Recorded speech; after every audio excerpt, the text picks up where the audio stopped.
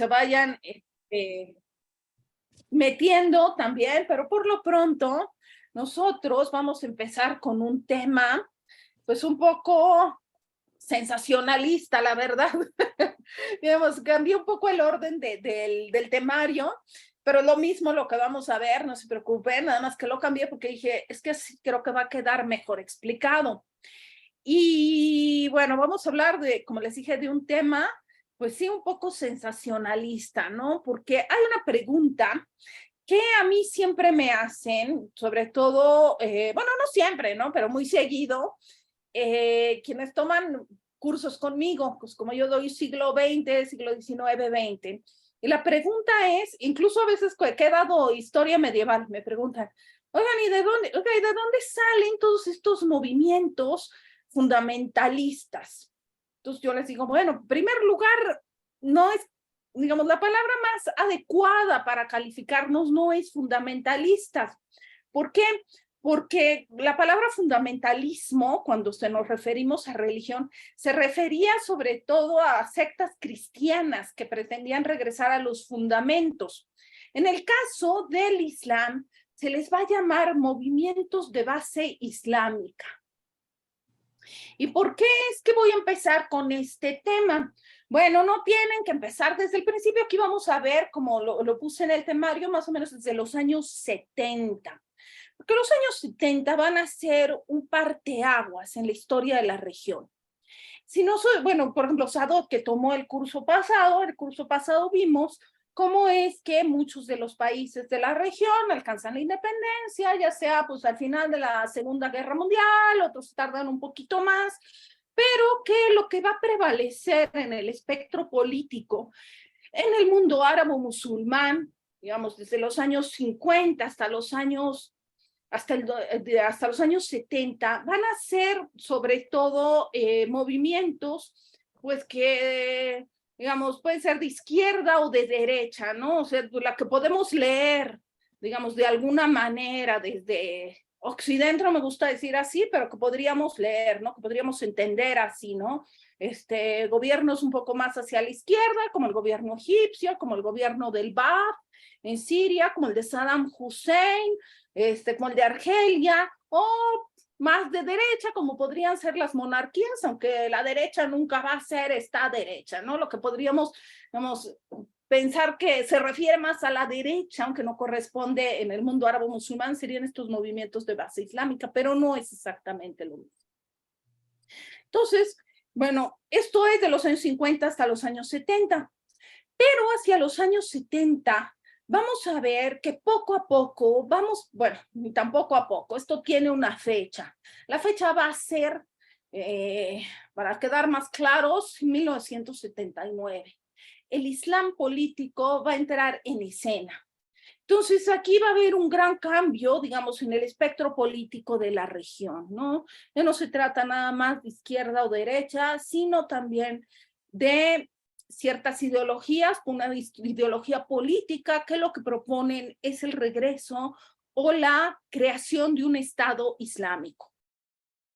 Entonces, bueno, para esto nos tenemos que, digamos, esto lo voy a decir por Berta, porque Sadot ya lo tomó, pero va a ser súper rápido, regresarnos un poquito al periodo de entreguerras. Ustedes recuerdan que en el periodo de entreguerras, digamos, de hecho en 1924 queda abolido el califato y esto va a crear un debate, sobre todo en Egipto, que se va a crear un congreso califal que dicen, bueno, pues ¿para qué? ¿Qué pasó? Hay quien dice, bueno, pues no es necesario un califato y hay quien dice sí. Pero lo más importante que sucede en este momento va a ser que va a emerger una sociedad que se llama la Hermandad Musulmana. La Hermandad Musulmana va a ser la agrupación más importante del periodo de entreguerras y sobre todo va a marcar la historia de una línea política en el Islam, que va a ser el Islam político. Nosotros vimos en el curso pasado que esta ideología, o digamos esta corriente, más bien me gusta decir esta sociedad, va a ser fundada en 1928 por un maestro de la escuela normal que se llamaba Hassan al-Banna. Su profesor era saudí. Y bueno, ¿por qué es que surge, digamos, esta corriente. Bueno, porque ya desde antes se pensaba que el Islam había decaído, que se había desviado de su curso debido pues al sufismo, que es esta versión más mística del Islam. Berta, por favor, si hay algo que quieras que explique más a profundidad, dime. Bueno, tú también, Sadot, por supuesto, díganme y yo lo repito con muchísimo gusto, ¿eh? No, no, Muchas gracias. sí, sí, sí, porque a lo mejor hay un vocabulario nuevo, a lo mejor, te juro, si no entiendes algo, dime, yo lo repito con muchísimo gusto. Entonces, Mil gracias. y además del sufismo, de esta versión más mística, menos rigurosa del Islam, también había quien pensaba que la influencia europea había traído valores ajenos al Islam, como la inmoralidad o la dominación imperial. Entonces, ¿qué es lo que pretendían los hermanos musulmanes?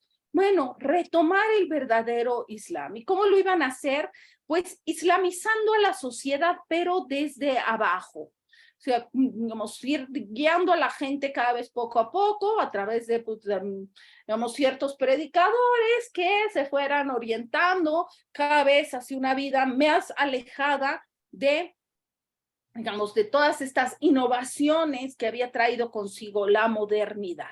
Aquí tenemos algunos personajes importantes, como va a ser el rey Faisal, el rey Saud, y lo pongo aquí esto porque va a ser muy importante la fundación de los hermanos musulmanes, una doctrina que se llama el wahabismo, que era un movimiento también de repurificación del Islam que había surgido en Arabia Saudita. Entonces, bueno, aquí vemos a estos wahabís y aquí les puse una fotografía del Cairo porque es aquí donde tiene lugar este congreso califal. Y aquí tenemos la obra de Hassan al-Banna, que va a ser el fundador de la hermandad musulmana. Hassan al-Banna va a sacar una serie de libros. Sin embargo, vamos a ver que Hassan al-Banna va a ser sobre todo un hombre más práctico que teórico. Es decir, yo no sé actualmente cómo está en Egipto, pero en Egipto, hasta antes del 2011, se vendían, por ejemplo, los libros de Hassan al-Banna en la calle, o los de Sayyid Qutb. Yo no sé si ahora están prohibidos, pero bueno, vamos a ver por qué lo digo. Entonces, bueno, Hassan al-Banna, aquí tenemos algunos de sus libros. Como les dije, él era un hombre pues más bien práctico, le preocupaba más cómo iba a organizar esta sociedad de los hermanos musulmanes, más que las grandes teorías o cómo iba a funcionar a futuro todo esto. Entonces aquí tenemos de nuevo a Hassan al-Banna. Bueno, Hassan al-Banna bueno, la hermandad musulmana hace un atentado contra un ministro del rey egipcio y en revancha el gobierno egipcio lo manda a matar. Hassan al-Banna es asesinado en 1949. ¿Y qué va a pasar con la hermandad musulmana después de que asesinan a Hassan al-Banna? Bueno, pues y aquí tenemos la crucecita, este es Hassan al-Banna con algunos representantes de la política y del ámbito religioso en Egipto. Bueno, pues que una vez que es asesinado Hassan al-Banna, digamos, ya empieza a haber un sector de la sociedad egipcia con malos ojos a la hermandad musulmana. Pero resulta que la hermandad musulmana abarcaba mucho. ¿A qué me refiero que abarcaba mucho? Bueno, abarcaba grandes sectores de la población. Sobre todo, vamos a ver que era mucha gente clase media, profesionistas, clase urbana, pero también había dentro de la hermandad musulmana algunos militares. ¿Y cuáles militares iban a estar dentro de la hermandad musulmana? Bueno, algunos militares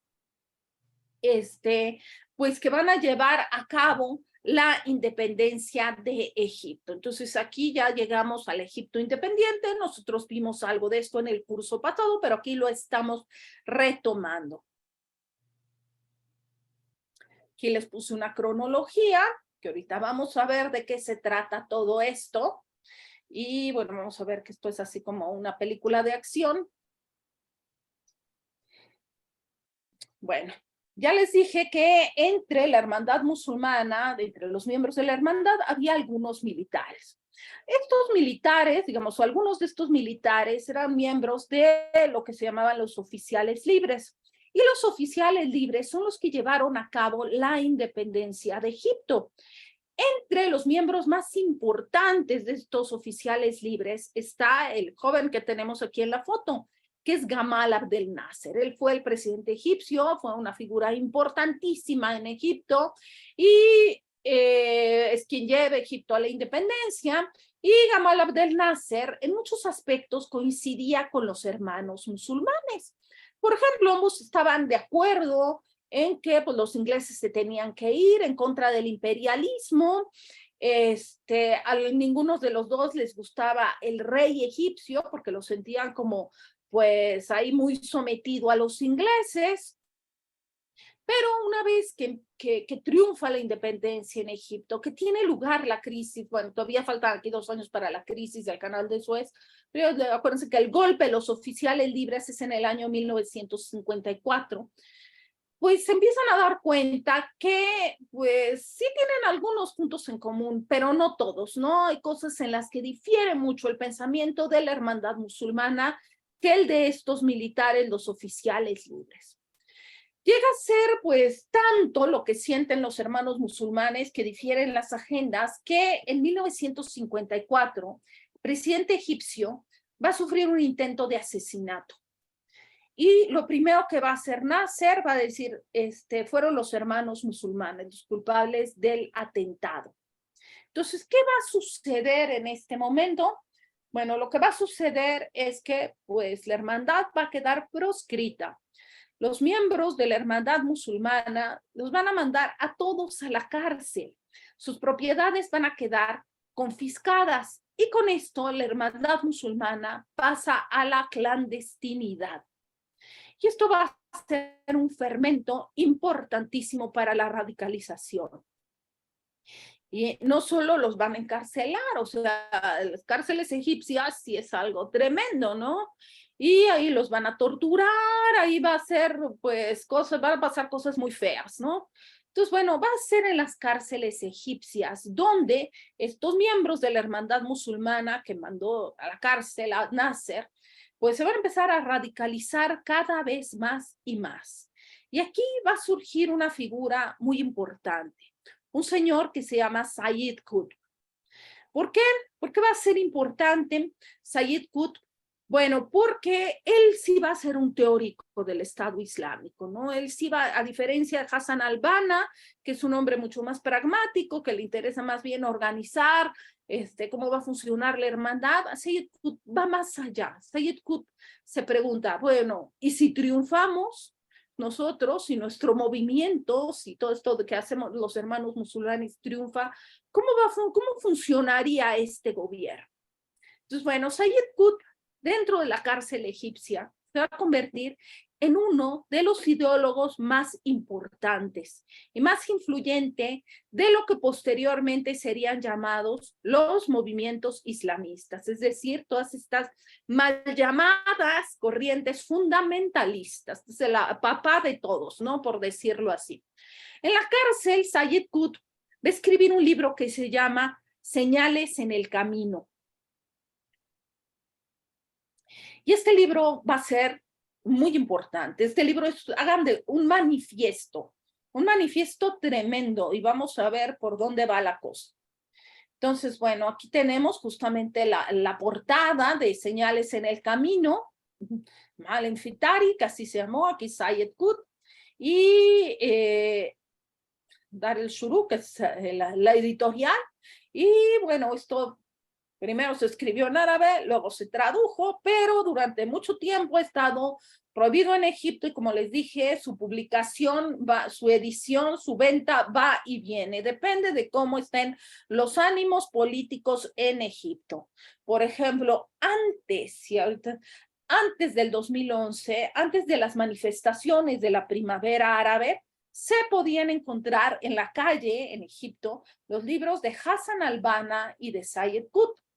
Posiblemente después del 2013 esto ya no se vea tanto en Egipto, pero bueno, ya depende de la coyuntura. Tenemos la fotografía de este personaje y vamos a hablar un poco de qué es lo que pensaba Sayyid Qutb y qué es lo que sucedió. Bueno, ¿Qué es lo que dice Qutb de por qué es que fue tan escandaloso este libro, Señales en el Camino? Bueno, este libro, Señales en el Camino, Nasser lo leyó. Nasser lo leyó en un avión y cuando lo leyó, lo primero que él dijo es, a este hombre hay que ejecutarlo. Yo no sé si ha sido una decisión correcta o no, porque al ejecutarlo también lo convirtió en un mártir.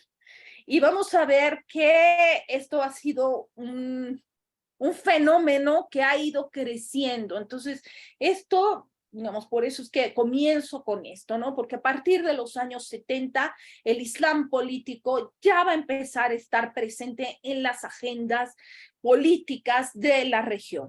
Entonces, bueno, ¿qué es lo que decía Qutb?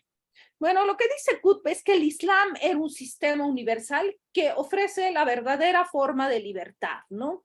Dice, y esta forma de libertad que ofrece el Islam no tiene nada que ver con estos gobiernos impuestos por los hombres. Entonces, bueno, para Qutb, esta versión moderna del Islam, pues era interpretarlo literalmente. Y esto pues es un error, porque el Corán se presta muchas interpretaciones, empezando por ahí, ¿no? Pero vamos a ver que lo que plantea Sayyid Qutb en Señales en el Camino va a ser sobre todo una utopía. ¿A qué me refiero con una utopía? Esto sucede en todos los ámbitos del espectro político. Una utopía es un mundo ideal que todavía no se tropieza con las dificultades de la vida cotidiana, ¿no? Por ejemplo, el comunismo. El comunismo era una utopía. Y una vez que se realiza o que se ve la posibilidad de realizar esa utopía, se convierte entonces en ideología.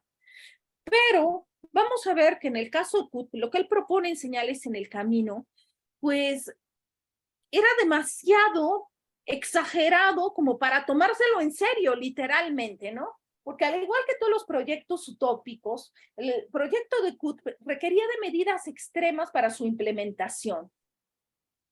Y bueno, pues había quien decía, no, pues está demasiado fuera de la realidad, que esto no puede ser, ¿no? Entonces, bueno, ¿qué es lo que va a pasar? Bueno, espérenme tantito. Bueno, va a haber varios puntos importantes en el pensamiento de Qutb, que esto va a ser el inicio de no una serie grande de ideólogos, pero sí de una cadena de algunos ideólogos que van a ir retomando lo que dice Sayyid Qutb y lo van a ir reelaborando. Por ejemplo, Sayyid Qutb decía que el mundo contemporáneo, el mundo en el que él le había tocado vivir, que era el mundo de los años 50, los años 60, la posguerra, era un mundo en el cual imperaba, les voy a poner esta palabra, esto es muy interesante, en el cual imperaba la yahiliya. ¿Qué quería decir esta palabra? Esta palabra realmente es una palabra que se usa en el Islam para referirse a todo aquello que había sucedido en la historia antes de la Égira, antes del año 622, que es la fecha del inicio del calendario islámico. Entonces, de acuerdo, digamos, una versión tradicional del Islam, la época de la Yahiliya es la época del pecado, ¿no? La época antes de que llegara el profeta. Y esto va a ser importante, ¿por qué? Porque vamos a ver que todos estos pensadores van a volver a esta cuestión de la Yahiliya. ¿Por qué? Porque todos estos quieren partir, o lo que quieren es volver de alguna manera a recrear lo que había sucedido cuando surgió el Islam en el año 622. ¿Sí está claro hasta aquí? Sí. Bueno, entonces, bueno, lo primero es que dice que se vive en la sociedad de la Yahiliya y que un deber de todos los musulmanes devotos debe de ser la transformación de esta sociedad de la Yahiliya. Entonces, bueno, ¿por qué es lo que va a suceder después de que se termine con esta sociedad de la Yahiliya? Bueno, va a venir el gobierno de la Hakimiyya o el gobierno justo. que va a terminar con el pecado, que todo va a ser el paraíso, ¿no? Como en toda utopía, siempre se suprime, digamos, lo que pueda pasar, ¿no? Siempre ven y dicen, no, no, todo va a quedar resuelto así como por arte de magia. Entonces, bueno, Sayed Qutb, lo que pasa es que ya no encontré una imagen, porque de hecho hay pocas imágenes de Sayed Qutb. ¿Qué había sucedido con Sayed Qutb? Él tampoco era un religioso, es decir, él no había estudiado para ser ulema, no tenía esta formación. Al contrario, Sayed Qutb había estudiado en Estados Unidos, en Colorado. Y cuando fue a Estados Unidos, lo cual era raro, ¿no? Porque la mayoría de los egipcios se iban a Europa. Pero bueno, él se fue a Estados Unidos, a Colorado, y quedó pues horrorizado de lo que vio, ¿no? Y justamente es cuando regresa a Egipto que pues se adhiere a la hermandad musulmana y se va radicalizando hasta terminar en la cárcel. Ahora, Sayed Qutb no va solo, o sea, él tampoco no era un hombre que todo se lo sacara de la manga. Si bien él no era un hombre religioso, no había salido de una escuela coránica, él fundamenta su pensamiento en un personaje de la Edad Media que se llamaba Ibn Taymiyya. ¿Por qué lo pongo aquí a este hombre? Porque este hombre que vive en la Edad Media, a este hombre, a Ibn Taymiyya, le toca vivir cuando tienen lugar las invasiones mongolas en el mundo árabe musulmán. Y las invasiones mongolas fueron brutales, esa es la realidad, fueron peores que las de los cruzados. Entonces, cuando veían a estos mongoles, que además ni siquiera eran gente del libro, no eran ni siquiera cristianos o judíos, practicaban otra religión, cortaban cabezas y los veían así como pues muy alejados de lo que debería ser. Ibn Taymiyya lo que piensa en aquel momento es, si a nosotros como mundo árabe musulmán nos está sucediendo esto, es porque nosotros no nos adherimos a la escuela coránica, a la escuela de derecho más estricta. Entonces, mucho el pensamiento de Sayed Qutb va a estar fundamentado en las obras de Ibn Taymiyya, es decir, resucita a un antiguo autor medieval, ¿no? Ibn Taymiyya muere por ahí del año 1328, un poco para que se den una idea.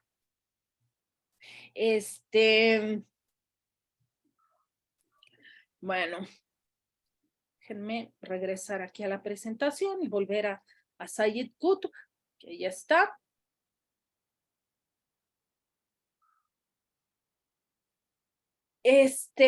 Bueno, él le dedica, Sayed Qutb, en su obra mucho a ver cómo se puede resolver este asunto de deshacerse o de convertir esta sociedad de la Jahiliya en una sociedad devota.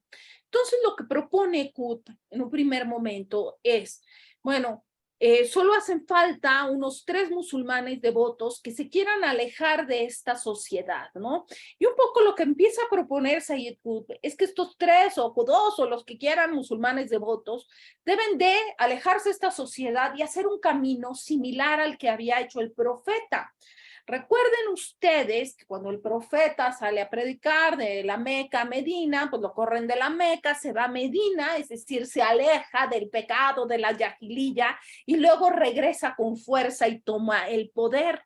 Entonces, esto es lo que tiene en mente Qutb. Dime, Sadot, que vi que levantaste la manita por ahí. Sí, oye, Elka, ¿no es un proceso similar al que sucede con el wahabismo?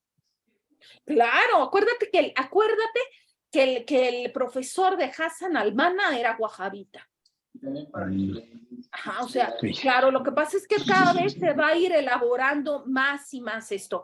Ahora, otra cuestión importante y que ahorita me acordé, Hassan al-Banna, cuando funda la Sociedad de los Hermanos Musulmanes, esto lo dije en el curso pasado, pero lo repito ahorita, él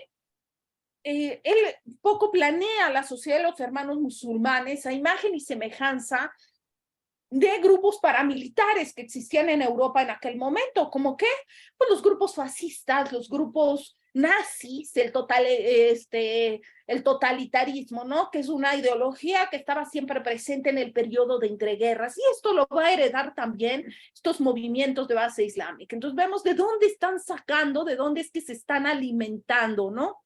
Entonces, bueno, Sayed Qutb, digamos, lo que propone literalmente es un estado ideológico. ¿A qué me refiero con un estado ideológico? Un estado, más que como el estado fascista, como el estado nazi, donde para pertenecer a ese estado tienes que ser de una determinada raza o lo que tú quieras. El estado ideológico sería más bien como el estado comunista. ¿A qué me refiero? Que si tú eres comunista y estás de acuerdo con todo lo que te dice el gobierno, pues vas a ser feliz ahí, ¿no? Entonces, en este sentido, Sayed Qutb lo que dice es, bueno, el Estado, ¿cómo va a funcionar este Estado? Pues va a funcionar todo bien, porque todos van a estar contentos y todos se van a adherir a él, ¿no? Lo único que te puede privar de esta felicidad es que no quieras aceptarlo, ¿no? Que pienses diferente, entonces sí, ya no. Entonces ahí se ve justamente esta idea, también muy hegeliana, literalmente, de todo dentro del Estado, y es así como van a concebir, digamos, estos teóricos, este Estado islámico, ¿no? Entonces, bueno, para Sayed Qutb, el Islam era la solución a todos los males que aquejan al hombre, ¿no? Decía, como el Islam es un sistema completo en sí mismo, no puede mezclarse con otros. No deben alterarse sus principios bajo el pretexto de modernizarlos o hacerlos compatibles con otros sistemas o ideologías. Esto se debe de quedar tal cual. Claro que Sayed Qutb pierde de vista que el Islam a lo largo de la historia no fue así. El Islam también ha cambiado, no ha sido monolítico. Digamos, en el siglo XVIII no era lo mismo las costumbres que había en Persia que las que había en otros lugares. Espérenme un segundito, nada más. Aquí voy a estar, pero tengo que conectar esto. Ya. Pero él pierde de vista esto, ¿no? Por ejemplo, esto que iba a comprender, esta idea de este Estado islámico. Decía, bueno, por supuesto que una legislación que tome en cuenta cualquier otra cosa como la razón humana, pues no sirve, porque lo único que puede aquí ser válido es una legislación basada en los principios coránicos, que son los principios que dicta Dios, ¿no? Sayed Qutb decía que la religión no se debería de relegar al dominio de la conciencia, ¿no? Por esto es que era imperativa la necesidad de un Estado y un gobierno islámico, cuya función debería de ser de este Estado islámico poner en práctica la voluntad de Dios para la vida del hombre. Entonces, bueno, para Sayed Qutb hay de dos sopas, ¿no? En esta vida, la yahiliya, esta sociedad de pecado, o el Islam, de acuerdo a su interpretación. Bueno, Qutb habla de muchas cosas en su libro, digamos, voy a tratar de concretarlo un poquito más, porque él también hace toda una historiografía de las relaciones del mundo del Islam con el Occidente. De hecho, él pone sobre la mesa algo que también va a estar presente cuando nosotros oímos hablar de islamistas así más actuales, como el califa, el Estado Islámico. Qutb decía que había un complot de Occidente para destruir al Islam, ¿no? Y este complot iba desde la reconquista, las cruzadas, el colonialismo, y el golpe maestro había sido la abolición del califato, ¿no? Entonces, bueno, Qutb veía en el capitalismo o en el comunismo, pues lo mismo, ¿no? Dos sistemas, pues francamente herejes, y a los cuales estaba inclinando irremediablemente el mundo árabe-musulmán. Decía Qutb, y él hacía siempre hincapié en la superioridad absoluta del Islam. Decía, ¿por qué triunfó el secularismo en Occidente? Bueno, decía, porque el cristianismo no fue capaz de proveer un sistema legislativo adecuado para las necesidades de la vida cotidiana. Por eso es que se hicieron laicos, ¿no? Entonces, bueno, él estaba totalmente en contra de este secularismo. Para él, la sociedad humana actual, empezando por Egipto, decía, es un gran burdel, ¿no? Decía, ni siquiera la ni siquiera la comunidad de musulmanes se ha salvado. Entonces, por eso es que Qutb se va al extremo, y esto vamos a tenerlo en cuenta, va a ser muy importante, porque cuando él habla de esta sociedad de pecado, la sociedad de la yahiliya, él se refiere sobre todo y en primer lugar a donde él vive, ¿no? Al mismo Egipto, este Egipto moderno, dice, esto ya está contaminado, no es lo que era, no es esta utopía que debería de ser. Entonces, bueno, como les dije, lo que propone Qutb es recorrer las mismas etapas que el profeta, ¿no? Alejarse de esta sociedad pecaminosa, a hacerse fuerte lejos, como había hecho el profeta en Medina, y luego regresar con fuerza para establecer al Estado Islámico.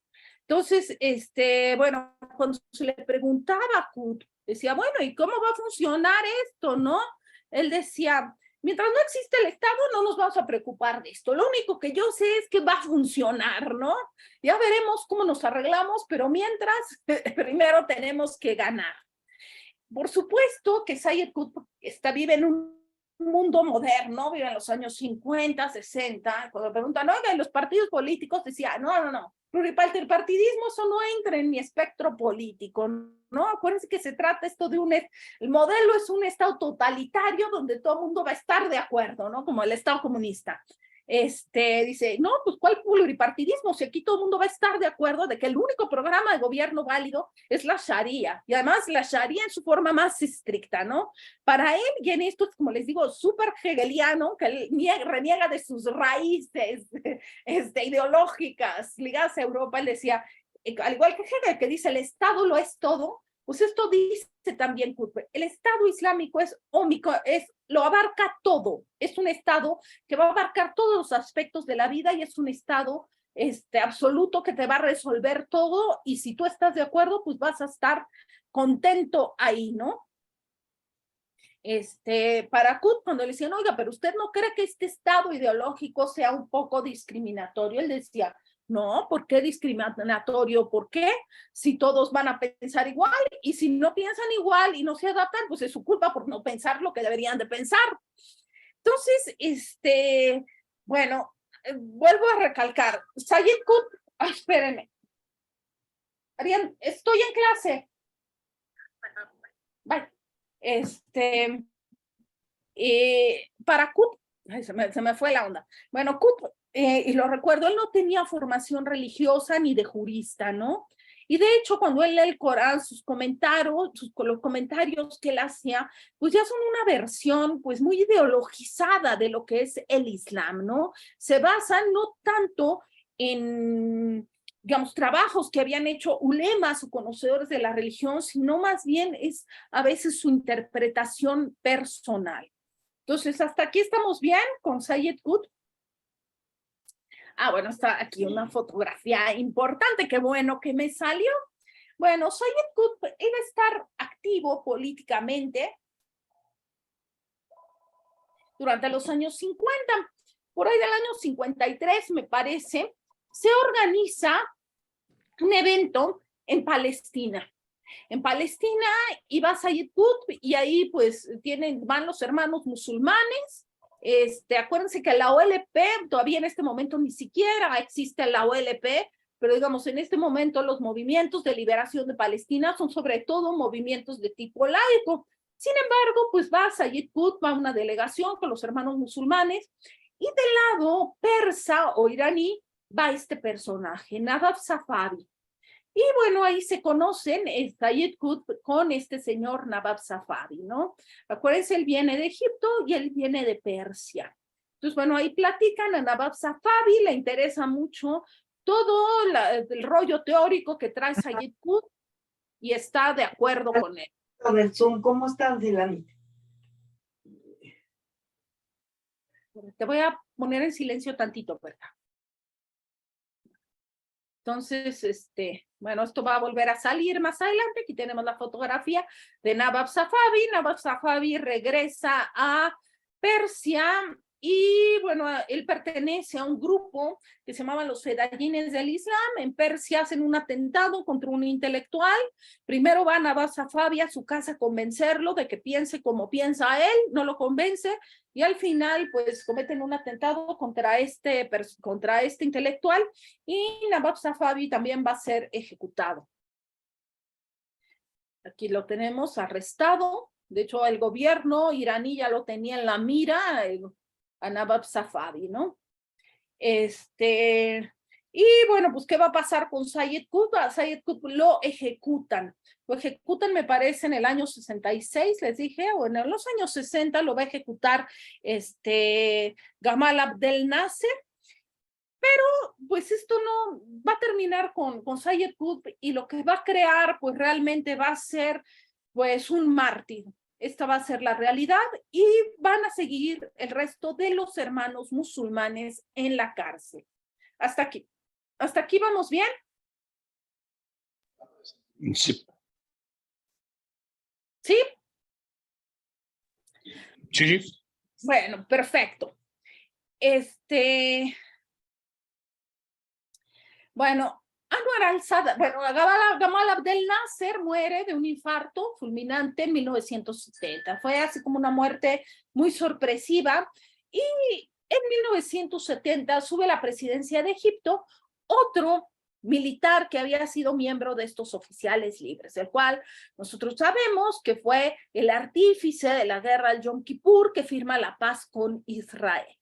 Entonces, Anwar al-Sadat sube a la presidencia, y vamos a ver dos cosas, ¿no? En primer lugar, Sadat, bueno, voy a ir ya bueno, vamos a ver dos cosas. Sadat tenía una visión política pues muy diferente a la de Nasser. Gamal Abdel Nasser estaba más orientado a la Unión Soviética, más dentro de esta idea del socialismo árabe, y Anwar al-Sadat ya estaba harto, ya quería hacer la paz con Israel, y pensaba que debía de orientarse más bien hacia Estados Unidos. Entonces, bueno, esto es un cálculo político que hacen muchos políticos, pero que es una tontería, y así lo siguen haciendo.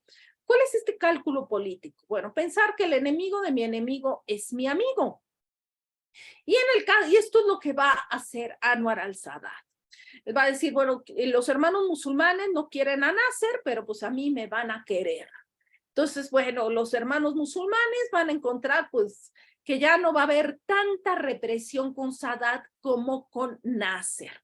Entonces, bueno, va a empezar Sadat a sacar de las cárceles. Acuérdense que todos estos ya habían ido a dar al bote, bueno, a cárcel, ahí estaban, y y que además la cárcel y se habían radicalizado tremendamente, ¿no? Entonces, bueno, empieza a sacar al Ikhwan al-Muslimun, son los hermanos musulmanes, pues empieza a sacar así poquito a poco de la cárcel. ¿Por qué? Pues con el propósito de que allá afuera, pues, se peleaban con los naceristas y con los comunistas, que no, pues, un poco apoyarlos para ir en contra de los antiguos apoyadores de Nasser, ¿no? De hecho, nosotros vemos que Sadat ya se declara en contra de los soviéticos de 1971, y a partir de este momento, Sadat va a proponer un cambio radical en la política egipcia, de estar orientada hacia el socialismo árabe, pues, de parte de los no alineados, que la Unión Soviética le diera dinero para hacer la presa de Asuán. Ahora Sadat va a implementar algo que se llamó la revolución correctiva o Thawrat al-Tashib, ¿no? Que era, pues, vamos, revertir muchas de las nacionalizaciones que había hecho Nasser, abrirse un poco al comercio con Estados Unidos, pero todavía esto, pues, podía ser visto, pues, no de buena gana por sus opositores, pero se lo podían perdonar más fácilmente. Lo que no le iban a perdonar es que en 1978 firmara los acuerdos de Camp David, y, por supuesto, que la paz con Israel. Entonces, esto es lo que lo va a llevar a que lo asesine. Bueno, vamos a ir avanzando por aquí tantito. Aquí se ve justamente Sadat hablando ante la Knesset, es el parlamento israelí, lo reciben ahí muy bien, pero estas imágenes, si bien para ciertos egipcios marcan un alivio porque se terminan ya todas estas guerras que habían desgastado tremendamente a Egipto, para otro sector de la población egipcia esto es una traición. Y algunos de los que piensan así, pues van a ser no miembros de la hermandad musulmana, pero sí derivados de estos miembros de la hermandad musulmana. Ahora, cuando matan a Sadat en el año 1981, vamos a ver, pues, que luego se detiene a quien hizo el asesinato, y más o menos se sabía por dónde iba la cosa. Sin embargo, sobre todo en Francia, va a surgir un investigador, un chavo que estaba haciendo su doctorado en estudios de Medio Oriente, como yo, se fue para allá y empezó a hacer una investigación sociológica de todos, de quiénes eran justamente todos estos, gente que había sacado de la cárcel Sadat. Y pues el libro, pues su tesis se convirtió en un libro, su tesis fue como una sensación, su tesis de doctorado. Después de la tesis de este investigador que se llama Gilles Kepel, todo mundo, literalmente todo mundo que se quiere dedicar a Medio Oriente, llegan y dicen, ay, yo quiero hacer mi tesis sobre los hermanos musulmanes. Y a todo mundo le dicen, no, ya están muy vistos, ya. Bueno, la tesis que va a hacer Gilles Kepel se llama, de sus libros, que se llama El profeta y el faraón, o El faraón y el profeta, ¿no? Se los voy a anotar aquí, por aquí. Y el faraón. Entonces, bueno, con esta tesis, Gilles Kepel pues entró por la puerta grande a la Academia Francesa, se convirtió en uno de los expertos más importantes en todos estos movimientos de base islámica, pero pues pronto su reputación vería el fin porque en un programa así de esos de opinión en la televisión golpeó a otro académico y hasta ahí llegó su fama, ¿no? Claro que después de Gilles Kepel ha habido pues otras personas que se dedican a este tema, pues ya muchísimo, ¿no? Entonces, bueno, vamos a ver un poco qué es lo que nos dice Gilles Kepel, y además esto ha sido como muy, por ahí hay unos artículos que ha escrito también un investigador costarricense, digamos, ya latinizado esto, que se basa mucho en el trabajo de Gilles Kepel. Pero vamos a ver de qué se trata esta investigación que hizo Gilles Kepel, ¿no? ¿De dónde salen los asesinos de Sadat? ¿Quiénes son? ¿Qué piensan? ¿O qué papel juegan? ¿Por qué es importante esto? Bueno, vamos a volver aquí a Anwar al-Sadat, aquí hablando ante la Knesset.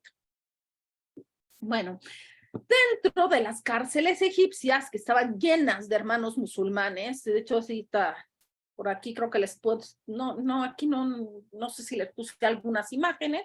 Vamos a regresarles aquí un poquito. Estaban llenas, abarrotadas de gente de la hermandad musulmana. Pues obviamente toda esta utopía de la cual nos hablaba Qutb, de que todo el mundo se iba a llevar bien en este Estado Islámico, pues no era cierto, ¿no? Desde la cárcel egipcia no era cierto. ¿Por qué? Pues porque van a empezar a surgir diferencias justamente en el seno de la hermandad musulmana, ¿no? De estos que están en la cárcel, ¿no? Y pues ¿en qué van a consistir estas diferencias? Bueno, pues por ejemplo, acuérdense ustedes que Qutb dice que hay que separarse de esta sociedad pecaminosa totalmente, y va a haber algunos que dicen, bueno, yo sí estoy de acuerdo con Qutb. Va a haber algunos que dicen, no, pues yo creo que exagera, yo creo que la forma de ganar al Estado es otra. Entonces, bueno, ahí van a empezar a surgir varias interpretaciones. Entonces, bueno,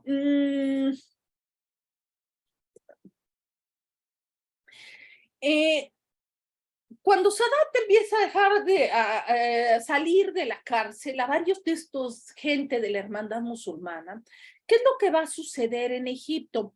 Bueno, pues van a empezar a surgir pues literalmente sectas o pequeños grupos, cada uno pues como derivados de la hermandad musulmana, pero que cada uno tenía como que su propia también credo, su propia ideología, todos son musulmanes, ¿no? Y todos creen en la realización de este Estado Islámico. En lo que difieren es en el método de llegar a, digamos, al objetivo de implementar un Estado Islámico en Egipto. Aquí tenemos un personaje del cual también es muy, muy difícil encontrar una fotografía, que va a ser Shukri Ahmed Mustafa. Aquí yo ya les voy a decir el nombre en español, porque si se los digo así el nombre original nos vamos a hacer muchas bolas.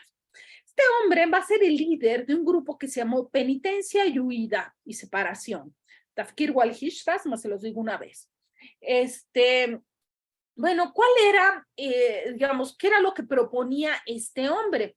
Bueno, este hombre ni siquiera tampoco había tenido una educación religiosa. Este hombre era agrónomo, era egresado de una de estas escuelas, hagan de cuenta como la Universidad de Chapingo, pero en Egipto, ¿no? Era un ingeniero agrónomo. Y Shukri Ahmed Mustafa, digamos, iba a seguir las enseñanzas de Qutb. Él dice, esta sociedad de la vanguardia musulmanes se debe de separar, no solo desde el punto de vista emocional, o sea, que nada que ver, yo entre menos tenga que ver con gente que trabaja para el Estado egipcio mejor, decía. No, esta separación debe de ser política. Entonces, como no tenían dinero para hacer la égira, pues acaban de salir de la cárcel, pues lo que hicieron es la égira ahí mismo en el Cairo, se iban a vivir hacia departamentos en el Cairo, ¿no?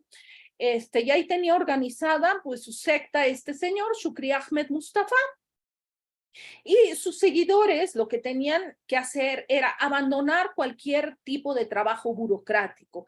Estaba terminantemente prohibido dentro de su grupo trabajar para el Estado egipcio. Entonces, ¿de qué vivían? Bueno, pues decía Shukri Ahmed Mustafa, no se preocupen, porque si ustedes se dedican a la agricultura, siempre vamos a tener de qué vivir.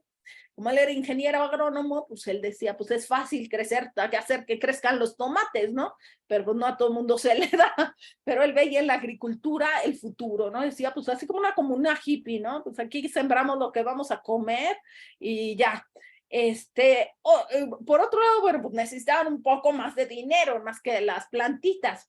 Varios miembros de este grupo se habían ido a trabajar a los países del Golfo, estos países ricos que empezaban a despuntar económicamente porque se convirtieron en grandes exportadores de petróleo, como los Emiratos Árabes Unidos, la misma Arabia Saudita, por ahí Qatar, todos estos, ¿no? Entonces, miembros del grupo salían de Egipto, trabajaban en compañías petroleras fuera de Egipto y mandaban remesas, ¿no? Para sostener al grupo.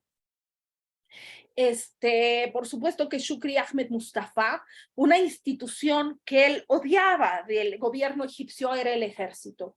Veía que el ejército egipcio era lo peor, que sostenía pues todo este aparato gubernamental que digamos, se apartaba de lo que debería de ser un verdadero Estado islámico. Él rechazaba también toda educación, decía, esta educación se aparta del Islam y además no sirve para nada. En parte tenía razón, ¿por qué? Pues porque Egipto es un país con muchísimos problemas. Decía, bueno, salen de las universidades y no encuentran trabajo. Lo mucho que pueden aspirar es ser burócratas. Y eso, pues, es seguir alimentando este monstruo, esta maquinaria. Entonces, bueno, había otro problema que tenía la secta de Shukri Ahmed Mustafa, que él quería, pues como en toda secta, pues que creciera esa comunidad. Entonces necesitaban mujeres. Entonces, pues, ¿qué es lo que van a hacer para traer mujeres a este grupo? Bueno, pues se las ligaban, ¿no? Salían, las seducían y las metían al grupo. Y es aquí donde empieza a tener problemas Shukri Ahmed Mustafa. ¿Por qué? Pues porque los padres de muchas de estas chicas que eran seducidas por el grupo, pues empiezan a preocuparse, ¿no? De lo que está sucediendo, de que pues de repente la hija se fue con alguno de esta secta y pues empieza a sonar las alarmas en Egipto, ¿no? De este grupo. Entonces, bueno, ¿qué es lo que va a suceder con Shukri Ahmed Mustafa? Pues finalmente su grupo lo van a deshacer, lo van a arrestar. Ahora, había un problema. Quienes se unían al grupo de Shukri Ahmed Mustafa no lo podían abandonar. Si lo abandonaban, pues los podían matar. Entonces, bueno, se le va a poner a complicar la cosa a Shukri Ahmed Mustafa y finalmente, a pesar de que salió de la cárcel y a pesar de que Sadat les empieza a dar manga ancha a todos estos derivados de los hermanos musulmanes que empiezan a salir de la cárcel, bueno, pues el grupo de Shukri Ahmed Mustafa es a uno de los que va a reprimir con más dureza, porque dice, bueno, pues sí, pero se te está yendo la mano, ¿no? Se te está yendo la mano, sobre todo cuando te robas a las hijas de las familias, ¿no? Pues a la gente no le gusta, que terminen casadas con los miembros de tu grupo, pues como que no. Entonces, bueno, pues esto va a ser un escándalo mediático en Egipto, va a haber un juicio, Shukri Ahmed Mustafa se va a volver loco, va a hacer así una serie de peticiones, por aquí les digo algunas de sus peticiones, por ejemplo, él decía, pido que liberen a todos mis hermanos que están prisioneros, que les den amnistía a quienes hayan sido sentenciados, quiero 2 millones de libras egipcias sin marcar, quiero que los periódicos egipcios, Al-Akhbar, Al-Ahram y Al-Jumhuriya, se disculpen conmigo, que me publiquen un libro, pues varias peticiones que rayaban pues, en lo absurdo, literalmente. Aquí tenemos otra fotografía de Shukri Ahmed Mustafa. Y pues finalmente, ¿qué es lo que va a suceder con Shukri Ahmed Mustafa? Lo van a ejecutar. Pero después de que agarran a este hombre, a Shukri Ahmed Mustafa, pues empiezan a sonar las alarmas. Si se fijan, el año 1978, Sadat lo matan en 1981. ¿Y de qué empiezan a sonar las alarmas? Pues de que estos hermanos musulmanes que empieza a dejar salir Sadat de la cárcel, pues son cosas serias, ¿no? Que así como amiguitos de Sadat, pues tampoco, ¿no? Bueno, esto va a ser solamente uno de los grupos. Por ahí va a haber otro grupo que se llamaba Hizb al-Tahrir al-Islami, que quiere decir el Partido de la Libertad Islámica, que también tenían un líder carismático. Un líder carismático y que también causó ahí, pues, varios problemas. Bueno. Ahora, este grupo que les acabo de decir, Hizb al-Tahrir al-Islami, es decir, el Partido de la Libertad Islámica, también ya lo tenían detectado. ¿Por qué? Porque no operaba, no les pongo imagen porque no encontré una foto de su líder, le voy a dejar en el anterior, porque para no adelantarnos y no perdernos. Este grupo operaba de manera diferente. Y esto van a ver qué complicado va a ser y qué peligroso. En el año 1974 tuvo lugar un atentado en Egipto en la Academia Militar, la Academia Técnica Militar. ¿Y quiénes fueron? Pues miembros de este grupo, ¿no? El grupo del Partido de la Libertad Islámica que se había infiltrado en el ejército. O sea, esto también ya empezaron a sonar las alarmas en el 74, pero aún así como que a Sadat no le caía el 20 de que pues estos grupos empezaban a estar pues bastante fuera de control. Entonces, bueno, vamos a ver que ya para 1976, que ya se ve que Sadat va a firmar la paz con Israel, este acercamiento, pues cada vez más y más es evidente que todos estos grupos se están alejando de Sadat, ¿no? Aquí tenemos a otro personaje muy importante, Mohammed Abd al-Salam al-Faraj, y va a ser otro teórico, así como Sayyid Qutb. Él va a reelaborar aún más todo lo que había dicho Sayyid Qutb. Él va a leer señales en el camino y él va a decir, pues está muy bien lo que dice aquí Sayyid Qutb, pero vamos a ponerle más. Salam al-Faraj, él pertenece a un grupo que el nombre se llama Tanzim al-Jihad. Este grupo todavía existe y se llama Tanzim quiere decir organización de la Jihad. Y este grupo va a funcionar de manera más seria que los otros dos. ¿A qué me refiero que va a funcionar de manera más seria? Pues el otro, pues el de Shukri Ahmed Mustafa, pues un loco, y el otro también, el Partido de la Libertad Islámica, también su líder, que era Sirrilla, son líderes carismáticos, donde pues más bien se trata de lo que ellos piensan. El grupo al que pertenece, no sé si los esté confundiendo o quieren que vaya más despacio, si tengan alguna duda, bueno, ahí me dicen. El grupo de Tanzim al-Jihad, la organización de la Jihad, ya opera de manera diferente, su liderazgo es más serio. No se trata de un líder carismático, se trata de un liderazgo colectivo, y desde este momento pues se dice que ya es una organización pues mucho más en forma, ¿no? Digamos, había un cierto grupo dentro de esta organización que eran los que tomaban las decisiones, y este grupo de Tanzim al-Jihad contaba con la asesoría de ahora sí alguien que era un experto en la ley islámica, alguien que sí había pasado por una escuela coránica, ¿no? Que era un sheikh ciego de la Universidad Teológica de Asyut que se llamaba Umar al-Rahman. Y además, justamente esta organización de la Jihad o Tanzim al-Jihad cuenta pues con la presencia de Salam al-Faraj, ¿no? Que va a reelaborar el pensamiento de Qutb. ¿Qué es lo que decía al-Faraj? Bueno, empieza a decir que el deber de todo musulmán es esforzarse por el bien de la comunidad islámica. También él insiste en que toda cooperación con este gobierno infiel o kafir que dice ser musulmán es pecado, ¿no? Es decir, él ve en la cooperación con el gobierno egipcio, con ser parte de la burocracia, del ejército, de la policía, como estar de acuerdo con este gobierno que está llevando a esta sociedad al caos. Y aquí al-Faraj va a introducir un concepto adicional al que ya había introducido Sayed Qutb. Por aquí se los voy a poner. Por aquí está. Concepto de la Yahiliya. Aquí Faraj va a retomar un concepto que existía en el Islam, pero que lo va a reelaborar en términos modernos, que es el concepto de yihad. Es aquí donde también va a retomar el pensamiento de Ibn Taymiyyah, al igual que Qutb, y bueno, él retoma este concepto de yihad. Yihad literalmente quiere decir esfuerzo. ¿Esfuerzo en qué sentido? Esfuerzo como cruzada. Digamos, esto sería la analogía que yo encuentro. Cruzada, por ejemplo, aquí nos podemos decir una cruzada contra el hambre, hacer un esfuerzo, un esfuerzo. Pero él le va a dar esta connotación de guerra santa contra el infiel.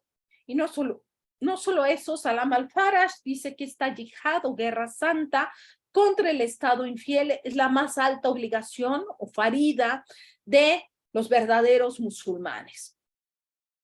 Decía, además, que la verdadera lucha armada, la verdadera yihad aceptable, era la que se hacía por razones absolutamente religiosas y no por motivos nacionalistas.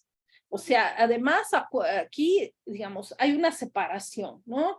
Todos estos ideólogos como Sayed Qutb o Salam al-Faraj tampoco son partidarios del nacionalismo. Este Estado islámico va a rechazar todas estas fronteras que se habían impuesto, sobre todo después de la Primera Guerra Mundial al Medio Oriente, ¿no? Esta idea de este califato que unía a todos los musulmanes la van a revivir, ¿no? Van a decir, este Estado debe de ser como aquel califato, pero nosotros, como hemos estudiado la historia del mundo árabe musulmán, pues vemos que el último Estado islámico, que fue el Imperio Otomano, pues realmente pues no pensaba en estas cosas tan radicales, ¿no? Es también una idea, un poco una utopía, sí, lo que ellos creen que debería ser, no lo que fue en la práctica, digamos, estos gobiernos.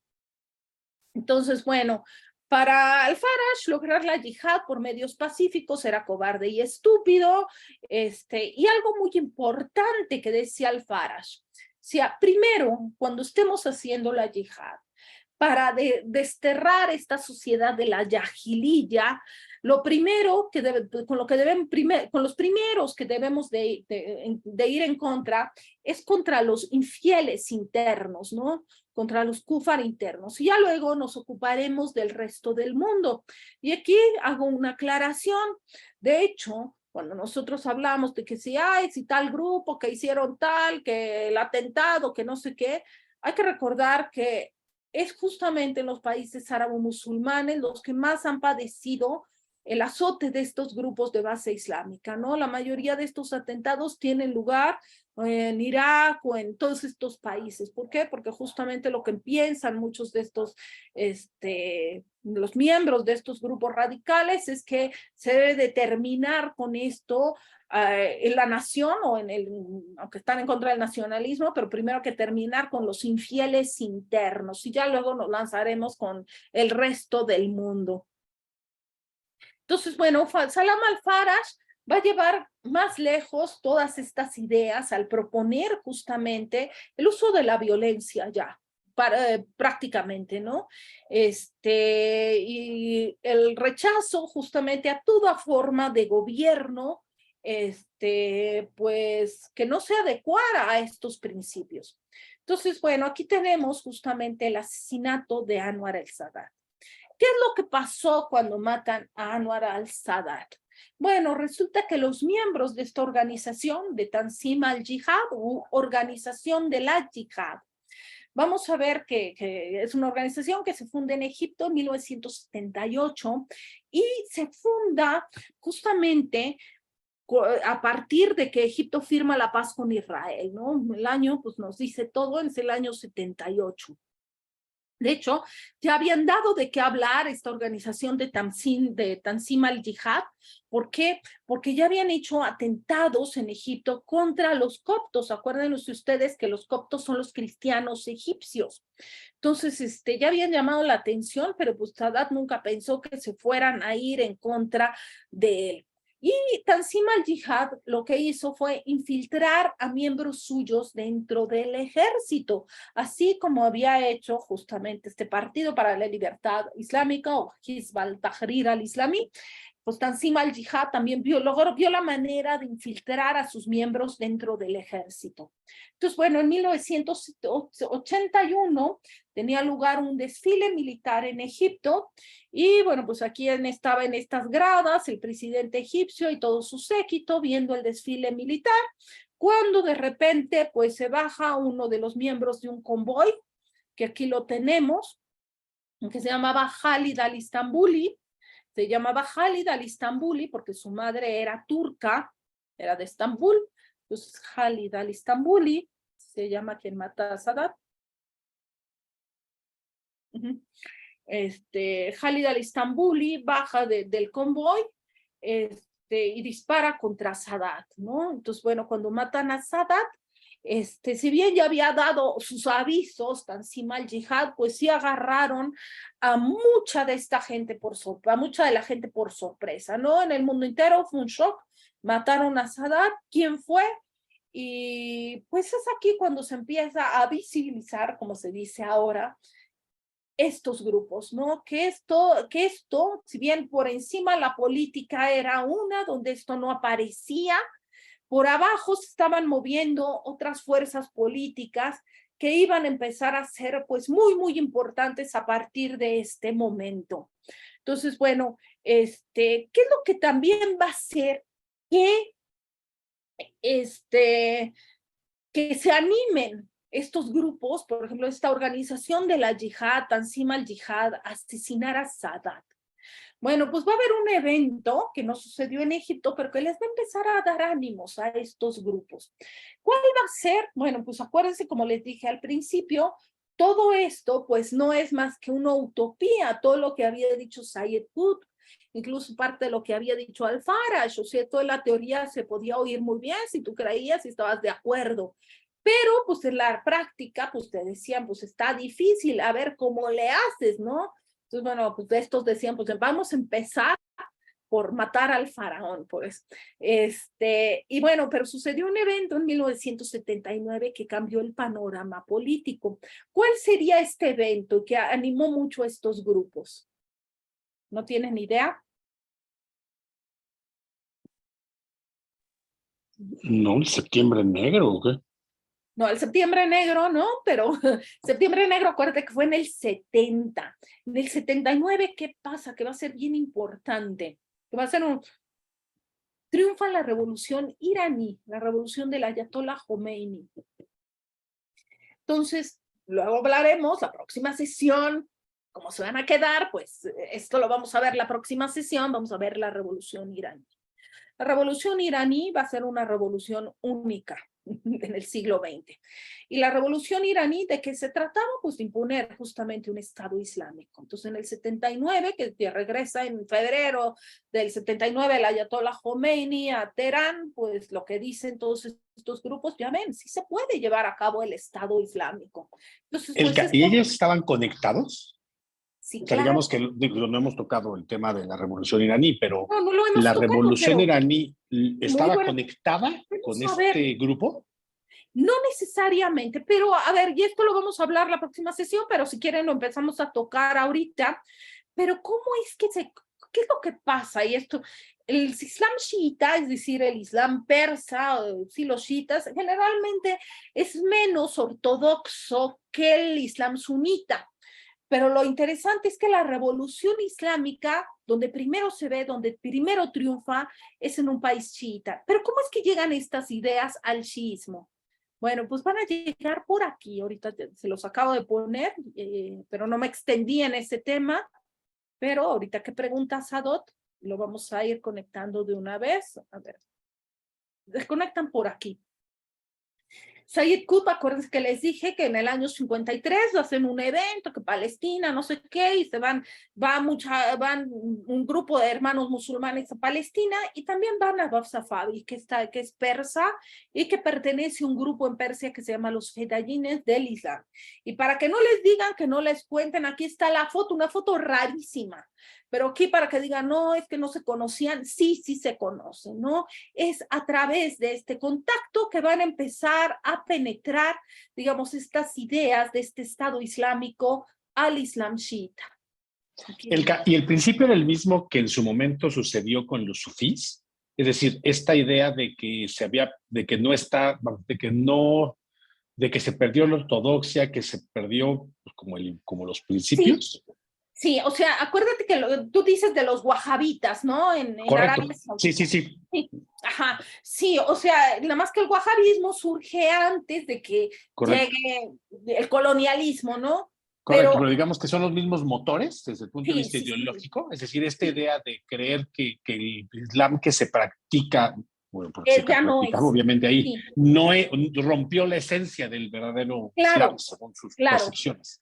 Sí, claro, nada más que ahora, o sea, por si el wahabismo es estricto, ahora, digamos, esto va a adquirir un carácter combativo, que esto es sobre todo al interior. De hecho, el problema de seguridad número 1 que tiene Egipto son estos grupos. Y han dañado muchísimo a Egipto, o sea, así como en México es un problema en narco, en Egipto esto es un problema de seguridad nacional. Es prioridad número 1, los grupos de base islámica. Y vamos a hablar de esto a lo largo de este curso, ¿no? Porque y ha sido algo que se fue saliendo de control, como vamos a ver, ¿no? Y así es como estas ideas, y lo vamos a retomar la próxima sesión, empiezan a llegar al Islam chiita. Además de otras, además de que el Ayatollah Khomeini, bueno, también le va a echar de su cosecha, ¿no? Pero Nabab Safavi también conoce al Ayatollah Khomeini. Entonces es así como esto va a ir llegando a Irán. Entonces, bueno, en Irán pues nadie tampoco ve por dónde va la cosa, hasta que en 1979, digamos, cambia el espectro político. Dicen, ¿qué es esta revolución iraní? Es una revolución que no se había visto, es la única revolución del siglo XX que no tiene un carácter marxista, para acabar pronto. Se agarran cualquier revolución en el mundo, y todas tienen, es fácil identificar, ¿no? Que los comunistas, que los capitalistas, o pro Estados Unidos, pro Unión Soviética. La única revolución en el mundo que no se adhirió al comunismo y que fue una revolución política importante va a ser la revolución iraní. Entonces vamos a ver que después de la revolución iraní, también pues esto va a generar mucho. Ay, ¿no escuchas, Beatriz? Chin, ¿ustedes sí me escuchan bien? Sí, sí, en mi caso sí. Sí, yo sí. Sí, de seguro es tu conexión, Beatriz, que anda un poquito mal. Si no, pues también que te mande la grabación por ahí, Ale. No, que se salga de Zoom, lo actualizas y si no te la mando, Beatriz. Sí. A ver, espérenme porque ahorita ya que no puedo quitar el chat. A ver, déjenme regresar aquí a la presentación. Entonces, sí, ya vamos viendo más o menos por dónde va la cosa, ¿no? Entonces, sí, bueno, tú que me preguntaste qué sucede con la revolución iraní, que eso sería creo que lo siguiente que vamos a ver. Entonces, bueno, cuando se ejecuta a Sadat, también esto va a hacer sonar las alarmas, ¿no? O sea, porque en el 79, pues tiene lugar la revolución iraní, cuando se asesina a Sadat, luego las preguntas es, ¿quién fue? ¿quién fue quien asesinó a Sadat? Entonces, bueno, ya se sabía, de por ahí andaba Tanzim al-Jihad, no se habían hecho bien las conexiones de dónde habían salido todas estas personas, hasta que pues va Gil Kepel, se mete a hacer entrevistas con toda esta gente, escribe este libro, que por ahí si lo encuentran es de verdad, no se puede dejar de leer. Pues es un libro pues, de historia, de sociología, pero es así mejor que cualquier novela policíaca, literalmente. Y bueno, le pone el nombre al libro del profeta y el faraón, justamente porque estos grupos islamistas, sobre todo en Egipto, van a tener siempre o van a hacer siempre esta dicotomía, ¿no? Entre el profeta, digamos, el Islam, y hasta esto es algo que es con lo que siempre ha jugado Egipto, ¿no? La parte islámica y otra parte que busca más este trazado preislámico, más ligada al Egipto de los faraones. Pero en el Islam, el faraón, al igual que sucede en el judaísmo, en el cristianismo quizá un poco menos, pero también el faraón es el malo de todos los malos, o sea, él es el que manda hacer todas las desgracias. En el Islam también. Entonces, bueno, pues si el profeta es el bueno, pues el faraón es el malo, ¿no? Hasta la fecha en Egipto, cuando se habla de que un presidente ha durado mucho, dicen, un faraón, ¿no? Como diciendo, pues igual lo mismo. Y bueno, cuando Khalid al-Istanbuli dispara contra Sadat, no se esconde. Él luego grita cuando mata a Sadat, dice, ya lo hice, ya maté al faraón. Entonces, pues bueno, ¿qué va a pasar con Khalid al-Istanbuli? Pues aquí se ve, lo arrestan, lo meten a la cárcel y vamos a ver que, pues a lo largo de, aquí lo tenemos de nuevo, Khalid al-Istanbuli gritando desde su celda, y aquí va a haber juicios así masivos con los hermanos musulmanes encerrados tras las rejas, de repente pues ahí dejarán salir algunos que se van a ir de Egipto y luego ya veremos hacia dónde se van todos estos que salen de estas cárceles egipcias. Y bueno, pues se va, digamos, estas cárceles egipcias durante todo este tiempo, como les dije, pues van a ser fermento de radicalización tremenda, tremenda y brutal. Y como les digo, hasta la fecha en Egipto esto va prioridad número 1 del gobierno egipcio. Esa es la verdad. Bueno, ¿cuándo tiene lugar el asesinato de Sadat? Pues lo que se destapa es la cloaca, literalmente. O sea, ¿qué es esto que está sucediendo? ¿Cuáles son estos grupos? Como les digo, detienen a los miembros de Tanzim al-Jihad, que era una de las organizaciones importantes, y habían aprendido a los líderes de los otros dos grupos, más o menos peligrosones, pero en realidad, para 1982, el gobierno egipcio ya sabía que había en Egipto 99 grupos islamistas en todo el país, ¿no? Lo cual es un montón de gente, ¿no? Y en Egipto, bueno, pues durante mucho tiempo los hermanos musulmanes estuvieron en la clandestinidad. En la época de Hosni Mubarak, que es el presidente que va a entrar a Egipto después de que asesinan a Sadat, y Hosni Mubarak va a estar a la cabeza desde 1981 hasta más o menos 2000, hasta la revolución egipcia, hasta el 2011, o sea, bastantes años en el poder. También decían Hosni Mubarak, que es un faraón. La oposición más importante, mejor organizada, el gobierno dictatorial militar egipcio, pues siempre va a ser la hermandad musulmana. A lo largo del tiempo, digamos, cuando asesinan a Sadat, ¿qué es lo que va a hacer Hosni Mubarak? Pues vuelve a meter a toda esta gente a la cárcel, los que no se van a ir del país, se van a ir a Pakistán. Y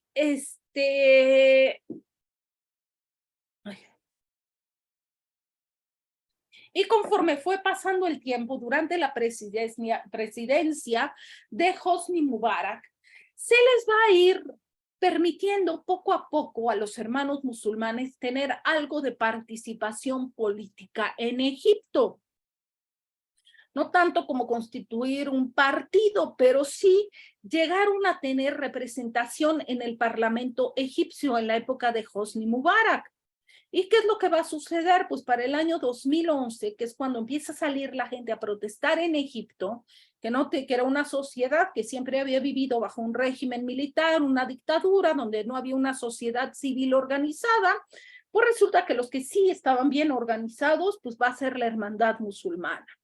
Entonces, bueno, eso ya es más contemporáneo, ya pertenece a otro, lo vamos a ver, pero pues más adelante cuando toquemos las primaveras árabes.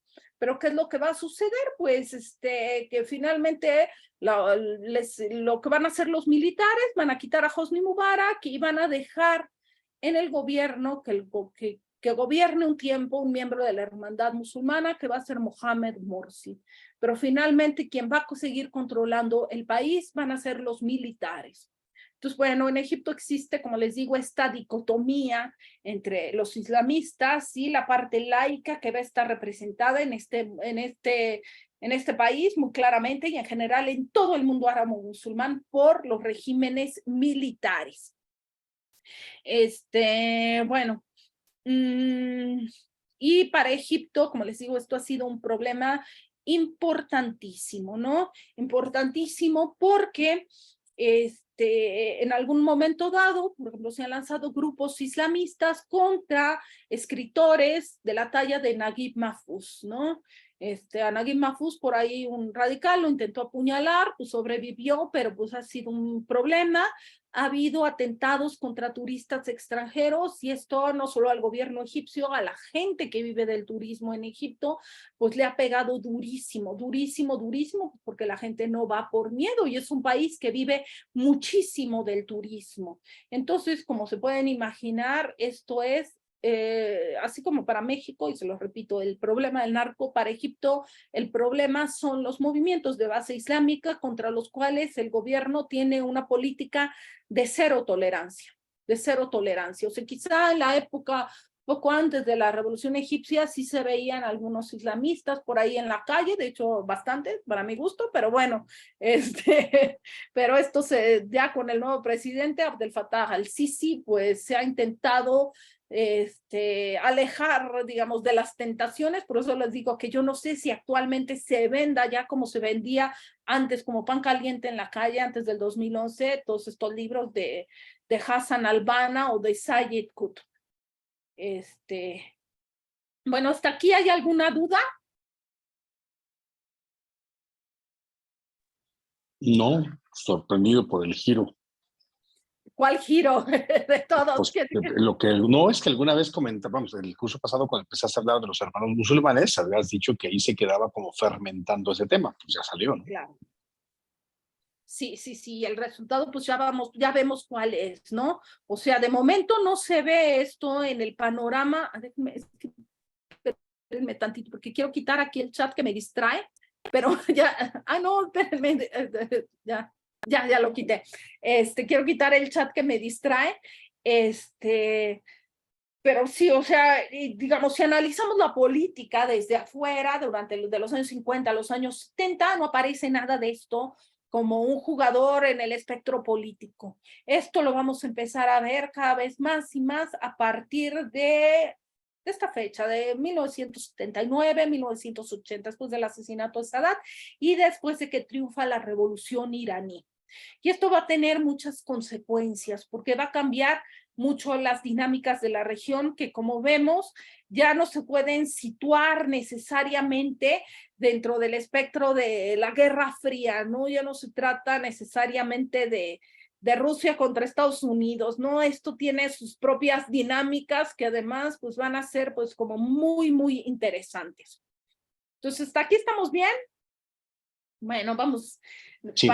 Todavía nos queda un poquitito y no vamos a entrar de lleno al otro tema, pero para que, a ver, espérenme tantito, déjenme moverlos de aquí y vamos a ir abriendo aquí otra presentación, que sería lo que corresponde a la sesión siguiente, pero que nosotros vamos a empezar a ir viendo, ¿no?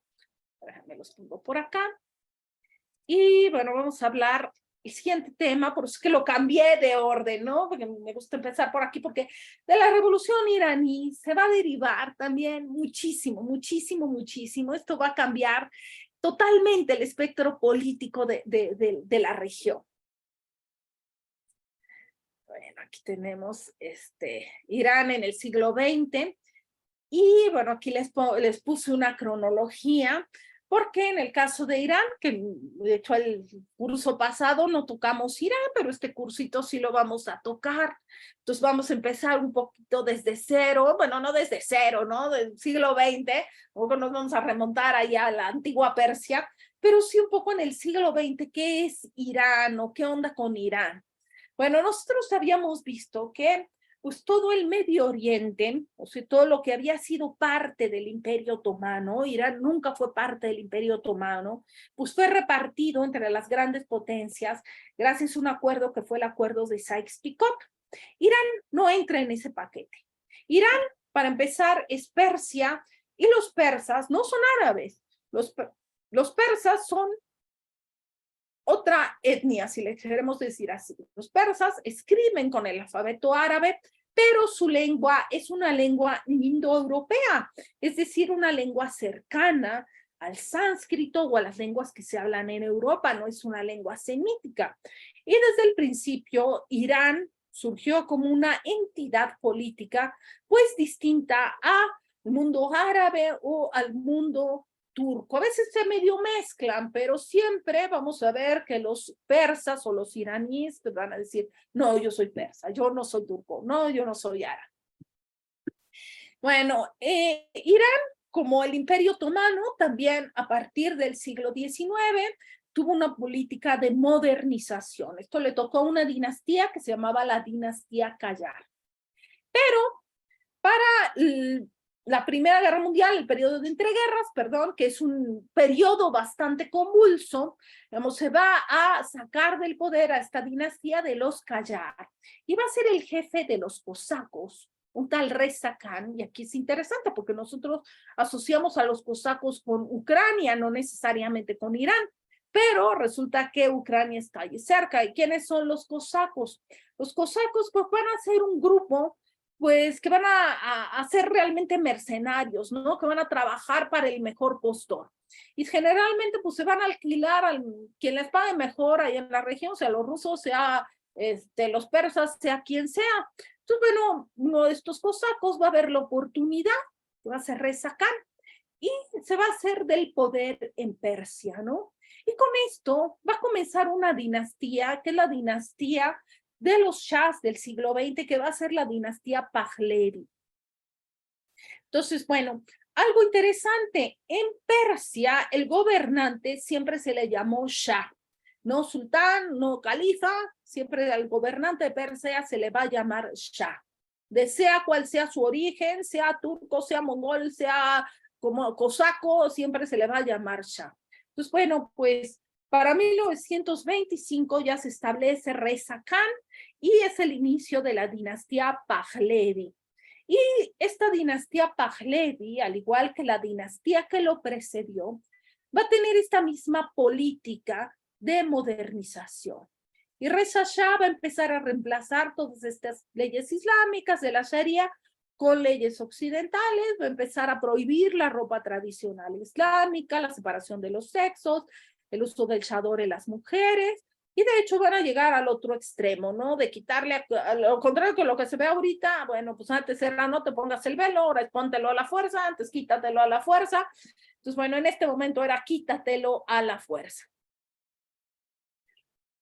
Entonces, bueno, aquí tenemos el mapa, bueno, no es el mapa, aquí tenemos la foto de Reza Khan. Oye, Elka, esta toma de poder es con ayuda de los ingleses. Pues no sé, la verdad, ¿eh? Buena pregunta, te la contesto para la próxima sesión. Vale, no, porque me acordé un poco de lo que vimos las últimas sesiones anteriores, que era para principios de 1900, ya con, digamos que... De peso, seguramente, porque vamos a ver que los Pahlavi van a estar muy inclinados hacia Inglaterra, aunque se les van a salir de control durante la Segunda Guerra Mundial, porque en la Segunda Guerra Mundial justamente el Shah va a renegar pues, de la alianza con Inglaterra y se va a ir del lado nazi. Entonces, pero sí, bueno, digamos, sí, seguro tenía apoyo, pero no era lo determinante, ¿no? Vamos a ver que Inglaterra se va a empezar a meter más en Irán. En esta época, además, aquí el petróleo sí juega un papel importante, porque en esta época, digamos, si es el periodo entre guerras, el petróleo empieza ya a ser importante, pero todavía no se ve qué tanto. O sea, Inglaterra le va a calar el tema del petróleo en los años 50, cuando los iraníes nacionalicen el petróleo. Ahí es donde se va a poner tremenda la cosa. Bueno, hasta aquí estamos bien. ¿Sí quedó claro lo de los movimientos de base islámica en Egipto? Sí.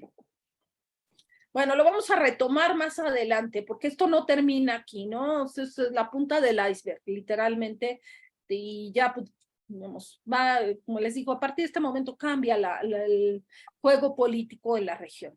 Bueno, yo espero que quienes no me conocen, que les interese, que les guste y que ojalá se metan. Va a estar muy interesante el curso y vamos a llegar justo al presente. Vamos a ir ligando todo con el presente.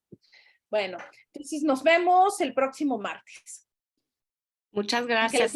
Gracias, Elka. Chao, chao. Hola, Cristina, qué gusto verte. ¿Cómo estás, Elka? Bien, bien. Gracias. Bueno, nos vemos. Ahorita los volvemos a entrar. Bye. Bueno, bye. Ahorita los vemos. Bye, bye.